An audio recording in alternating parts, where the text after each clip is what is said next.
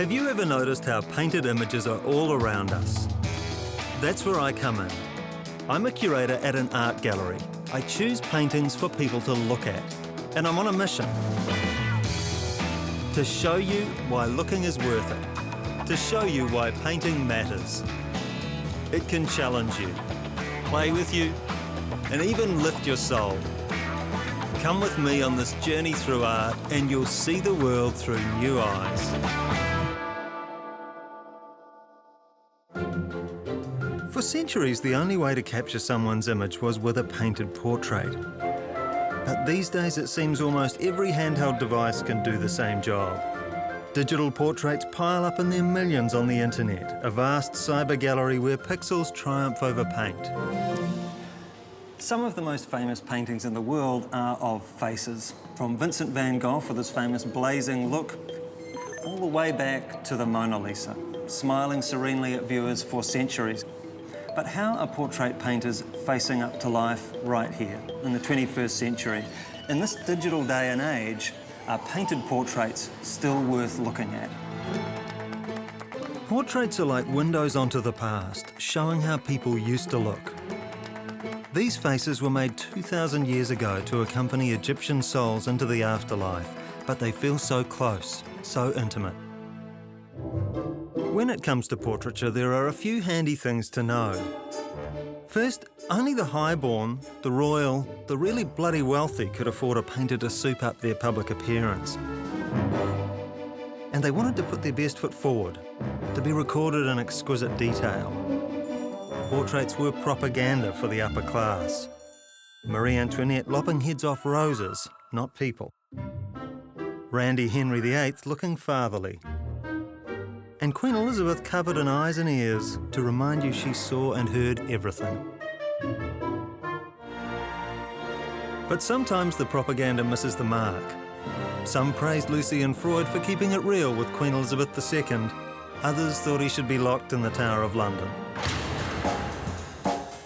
Some faces stir up love and outrage in equal measures. This is Ina Te Papatahi of the Ngāpuhi tribe. She was painted more than 20 times by Charles Frederick Goldie. Goldie has been revered for more than 100 years for his fastidious portrayals of elderly Maori. But he's also been criticised, hated even, by critics who see his work as sentimental kitsch, who believe he's showing Maori from a grim European perspective, as a race on its last breath. But there's a twist. Even as these paintings have been criticised, they have been reclaimed and revered by the descendants of the very people in these portraits, reclaimed as priceless connections to that family past. And more than that, as ancestral presences who are not locked in the distance of history, but living with us here and now. But as it travels towards the 20th century, the good ship of portraiture starts to creak and flounder. Photographers muscle in on the portrait painter's act, and the painted portraits that remain start to look a bit stuffy. Here they all are, headmasters, the bishops, the patrons, solid, foursquare, and very institutional. These portraits are competent, but they're also, sorry guys, about as interesting as sitting through a trustees meeting about school uniforms. They record the subject's prestige and profession, but leave any personality in the dark. But occasionally an amateur portrait will come along and do more than the official ones, do more than just record a likeness. And with that in mind, I'm heading south to meet one of my ancestors at the Forrester Gallery in Oamaru, in what was once the Bank of New South Wales. My great-great-grandfather is downstairs. This is the only portrait ever painted of John Paton. Before seeing it, I had no idea what he looked like. He died in 1905 and no family photographs exist of him. But this portrait tells me more than any photograph ever could. I just have to read the clues. The first thing I notice is it's black. It's the black of soot, of onyx, of gabardine. It's the black you get when an oil lamp goes out. And it half envelops everything in the room, from the red drape at top left to John Paton himself with his ashen hands.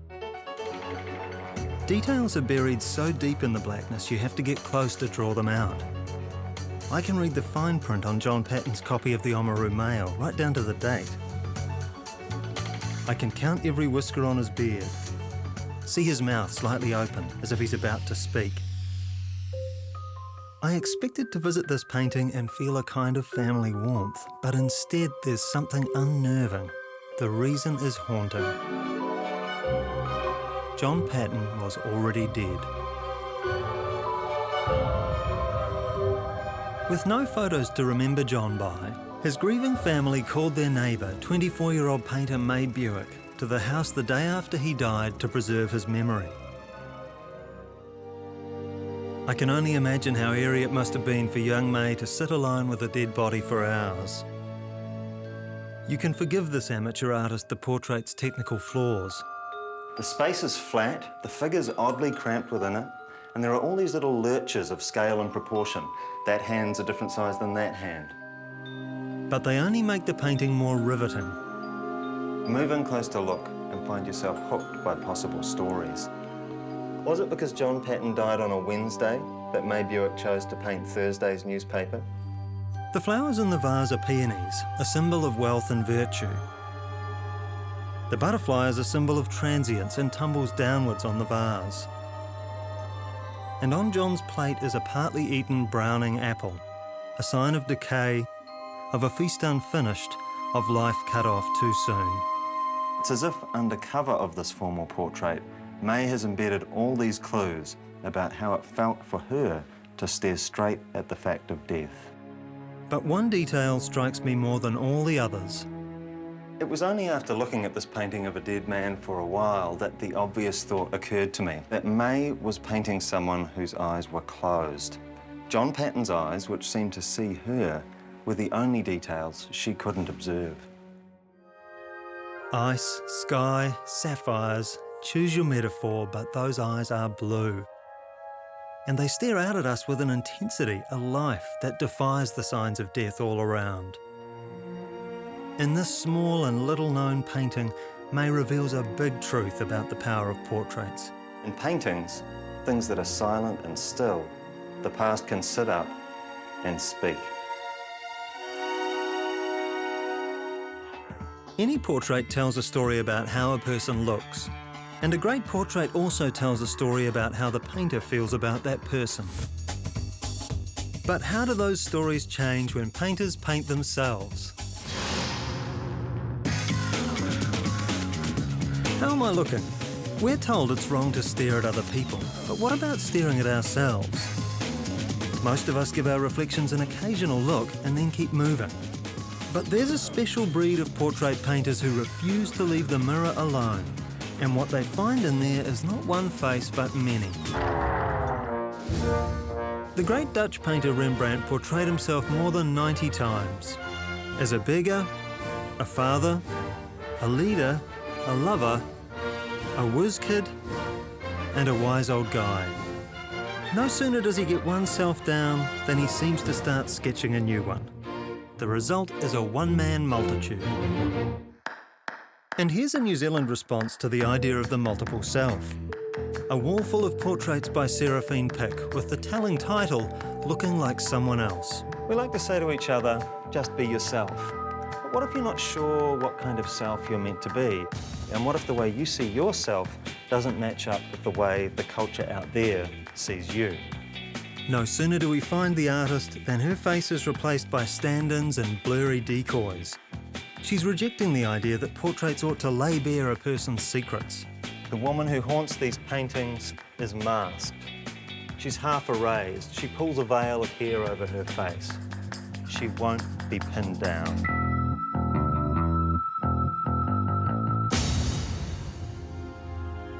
British artist Stanley Spencer also painted himself many times, and he made his last self-portrait knowing he had cancer. With short, dry dabs, the artist takes final stock of his own appearance. The wattled neck, the scruff-pot hair, and above all, his magnified eyes. He's close to death, but those eyes tell us he still has what a portrait painter needs. he still sees himself. That hard stare says, "Look at me. I'm here. I was here. Remember me." But artists obsessed with their mirror selves have got to watch out. There's a risk of getting boring when your three favourite topics are me, myself and I. The best self-portrait artists of recent times face right up to the problem by reminding us that we're never truly by ourselves. Now, Jacqueline Fahey is the painter of some of the least lonely self-portraits you're likely to see. The self she paints isn't standing by herself in her studio. She's too busy contending with other pressures, other lives, other voices. With the voice of her mother on the left here, the spill and distraction of domestic life in the foreground, or with the pressures of the past in these photographs. Portraiture here isn't about removing yourself from the world, saying, "I'm alone, I'm special." It's a way of engaging and arguing with the wider world.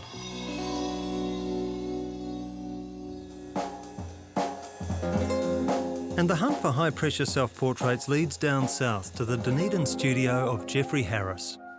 I mainly listen to classical music, but I used to An artist who has painted himself more often and stared at himself harder than almost any other New Zealand painter.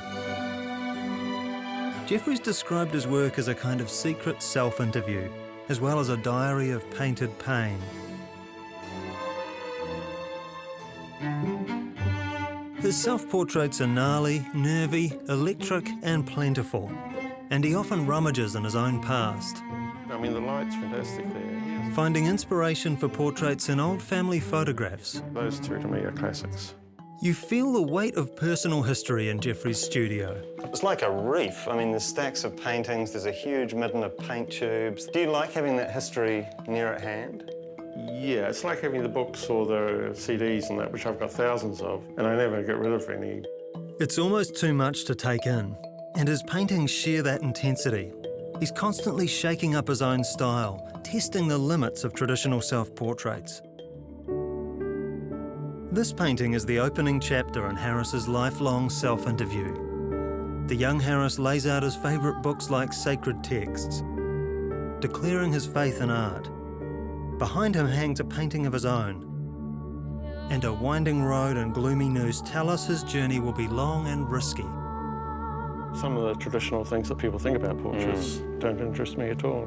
It's not like you've got a formula and then you can say to 5 artists, follow this formula and you'll come up with great paintings. No, you won't, because they haven't felt it. It hasn't come through their head or their heart. And one head and heart often contains several lives. This self-portrait is like a study of innocence and experience. As you look, it turns from one face into two. Where the shaping sidelight moves across, the expression is clear and the gaze frighteningly alert. Where the light doesn't reach, it's haggard, squinting, 5 o'clock shadowed. And there's no deciding which of these faces holds sway. Harris paints the self under pressure, and in this work called Family, the artist is half brushed in, out on the edge of the family triangle. All around him is a tangle of other lives, a nuclear family unravelling at the seams. It doesn't look finished, and that's his point. Our lives and loves are a work in progress. And the paintings are too. Harris returns to these faces over years and decades, slowly filling in their stories.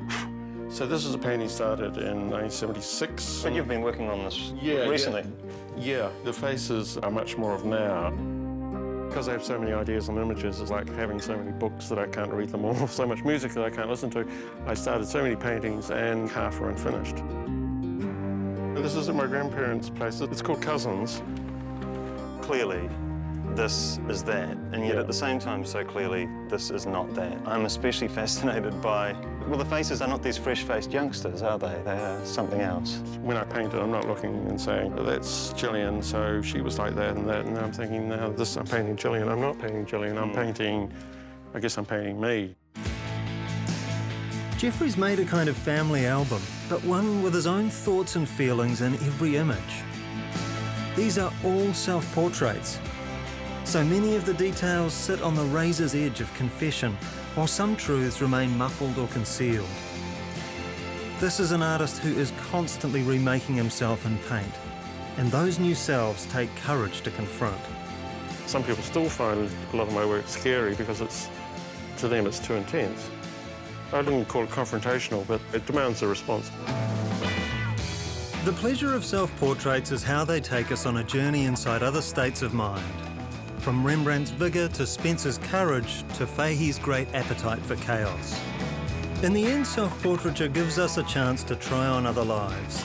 The only question is, in this age of digitally enhanced faces, do portraits need to be painted at all? In the old days, portraits were a way for royals and aristocrats to literally put on a good face. But these days, looking drop-dead gorgeous is something everyone's supposed to be obsessed with. What's a portrait painter to do? Put on your face, make yourself up, become a better you. In the age of cosmetics and plastic surgery, everyone's become an artist of their own appearance, busy trying to bring their own face in line with the popular ideal. And this has opened up a new job for portrait painters, charting the contours of a strange new contemporary face. A face that tells us less about the inner feelings of one person than it does about the fears and fantasies of the wider culture. British painter Jenny Saville does beauty with bite. The beauty's in the paintwork, lush and confident. The bite's in what the paint describes. Faces that are fractured, swollen, alarmingly reshaped. Are these women victims of war or violence? Or are they recovering from that strange ordeal called plastic surgery? Either way, there's one detail Saville makes shockingly clear: the eyes. They're hard to look at, but even harder to look away from. American John Curran has made a career from pushing beauty into the bizarre. Sometimes he gets there by blowing things out of proportion. Sometimes with details that niggle in weirder ways. A model with a walking stick, or impossibly thin and bendy body. He paints the humour and horror of looking wrong in a world obsessed by looking right. The dream of looking perfect has also inspired New Zealand's sharpest portrait painter, Peter Stitchbury. Peter started out painting real lookers, living dolls and young blank beauties, airbrushed, gleaming, dead perfect. It's the stereotype of somebody that's beautiful. But lately he's been paying ultra close attention to people who don't usually receive it. You had your sort of super smooth, plastic surgerised, immaculate young lovelies. Yep. And then you have these geeky biochemistry types that you're painting at the moment. It's quite an easy equation to paint someone that's beautiful. It's on every billboard, it's on every magazine cover. People are used to that, but they're not so much used to this. So I just thought, you know, it's time to tell the rest of the story. This is a real woman. I sourced her from the internet. And what I did was I went back into my past when I was at high school. And there was a girl that came when she was 15 to our school, and she was a little overweight, kind of greasy, lank hair. But because she was an outsider, she got persecuted right from the outset. And what I've done is I've kind of made an amalgam of my memory of this girl. I've kind of beautified her in a way, and I like that idea of putting the spotlight back on those people, because at school they were kind of persecuted. So you're interested in that gap between how we look and how we are? Yeah, this is a lot more interesting for me because there's so much depth to the characters. Like, for example, this guy, he was a science teacher. It's not really him, once again, it's an amalgam of someone I found on the internet. He was another guy that was kind of tormented at school. And he had a speech impediment. And I remember someone threw an apple at him and it just missed the back of his head and it smashed on the blackboard. And I thought, you know, this is a really great character to venerate. I look at this massive noggin and find myself laughing, then I feel bad for laughing, and then I wonder about my response. And then the penny drops. Peter's not just out to reveal the appearance of the people inside the paintings, he's out to reveal the dreams and expectations of the people standing in front of them. It's one of those things where you have to confront your own biases and judgments. It's more satisfying to me to make something that's more truthful, even if it's a little bit cartoonish. Stitchbury knows how much people like looking at other people. But these days there's a vast new place to satisfy that desire, on the computer screen. now there's this endlessly ramifying world of staring. We all sit at our screens and we can stare and stare and stare. Yeah. What can painting add to that equation? Yeah. There's this one guy I used, just searching a blog, and I found this young internet dude, and on his homepage there's a picture of him and it says, "Hi, my name's Zach Klein, I'm a designer from Brooklyn." And the only thing on his website was this beautiful photograph of himself. He's handsome, but he styled himself in a really geeky way. But then I realised that he'd built this amazing persona for himself using Twitter and Facebook and MySpace. I started to get a really good feeling of knowing him, but I didn't know him. So I emailed him and I said, "I'd really like to paint you, I think you'd be a great subject." I sent him the finished painting and he was like, "Wow, this is awesome," and he blogged it. It was weird because his persona had kind of fed back into the machine. Now there's sort of two Zach Kleins. There's this photographic version and the painted version. But how can paint compete with pixels? Don't digital portraits reach an audience of squillions, leaving painted portraits alone on the wall? You know, everything has a really short lifespan online, but with a painting you've got that permanence where if it goes into a museum or someone's home, it can get continually looked at. Peter's new characters demand to be looked at. He launches an all-out revenge of the nerds and challenges ideas about appearance. Enshrined forever in oil paint, these shrinking violets and shy guys turn into unlikely heroes. And his work has taken on its own life in the online gallery where everyday people get to be the judge. Portraits are people paintings, and we all need that vitamin P. We need it because portraits bring the distant past to life. Because they encourage us to imagine the world through other eyes. And when we're sick of ourselves, to try on a fresh disguise.